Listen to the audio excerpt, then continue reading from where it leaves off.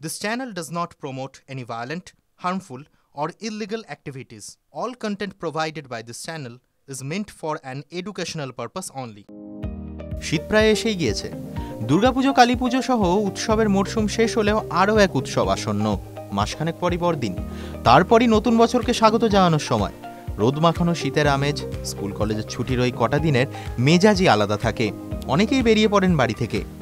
আসন্ন ডিসেম্বর ও জানুয়ারি মাসে দীর্ঘা, মন্দারমণি, তাজপুর, শঙ্করপুর সহ সৈকত জুড়ে পর্যটকদের ভিড় বাড়বে বলেই অনুমান করা হচ্ছে।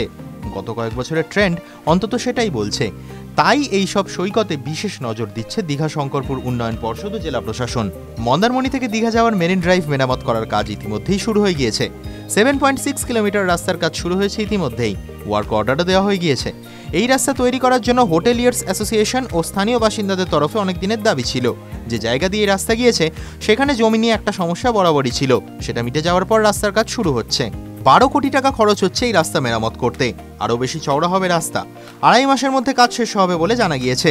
এছাড়া পরিচ্ছন্ন তথা গ্রিন ক্লিন দীঘার স্বপ্ন দেখছে স্থানীয় বাসিন্দারা। সলিড ওয়েস্ট ম্যানেজমেন্ট প্রকল্পের পরিকাঠামোর কাজও প্রায় শেষ। শীতের মধ্যেই এই প্রকল্প চালু হবে। TV9 Bangla digital.